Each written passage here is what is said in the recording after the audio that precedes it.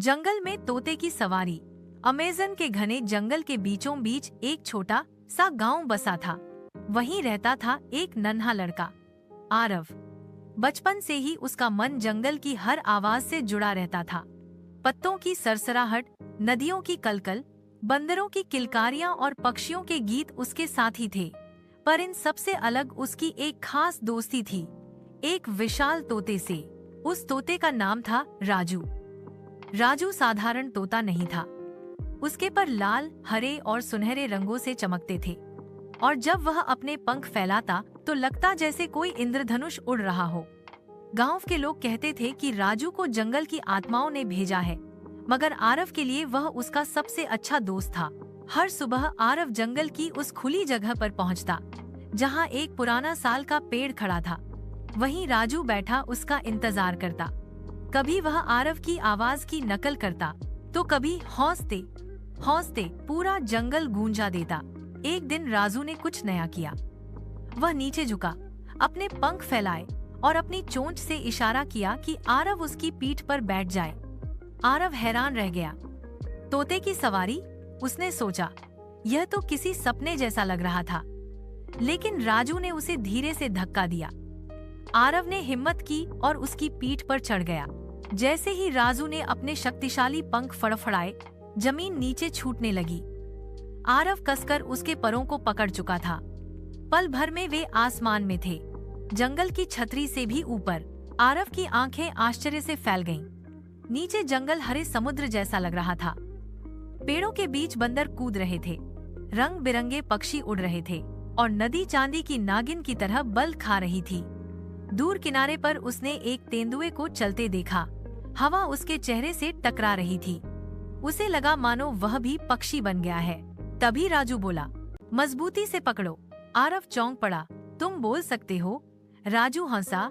जो दिल से सुनता है वही मेरी आवाज समझ सकता है। दोनों उड़ते उड़ते जंगल के भीतर पहुँचे, जहाँ आरव कभी नहीं गया था। अचानक उन्होंने एक चमकती झील देखी, जिसके किनारे पत्थर की एक पुरानी मूर्ति बनी थी, एक विशाल पक्षी की मूर्ति। राजू ने गंभीर स्वर में कहा, यह है संरक्षक की झील। बहुत पहले जंगल की आत्माओं ने इसकी रक्षा के लिए अपनी शक्ति यहीं रखी थी, लेकिन अब यह शक्ति खतरे में है। आरव घबरा गया। खतरे में क्यों? क्योंकि कुछ लोग जंगल काट रहे हैं।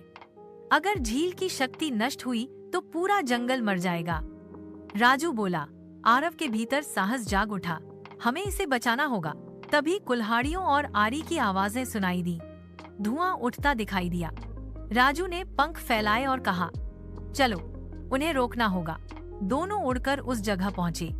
आरव ने देखा, लोग बड़े बड़े पेड़ काट रहे थे, पक्षी घबराकर उड़ रहे थे, बंदर इधर उधर भाग रहे थे, और धरती घायल हो रही थी। यह दृश्य देखकर उसका दिल कांप गया। राजू, अब क्या करें? राजू ने कहा, संरक्षक को बुलाओ, बस सच्चे दिल से पुकारना। आरव जमीन पर उतरा और झील के किनारे खड़ा हो गया।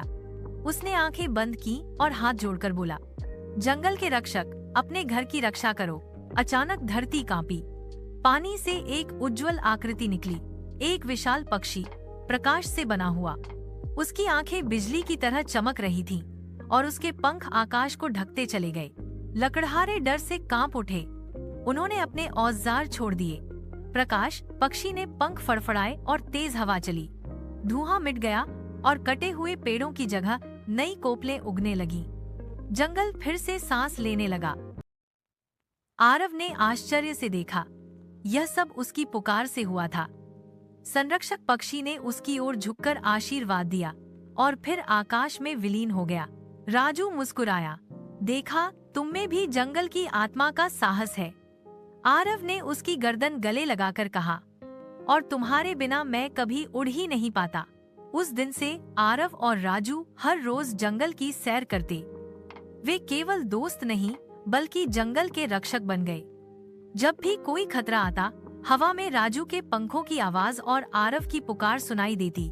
जंगल अब जानता था, उसके पास दो नन्हे प्रहरी हैं,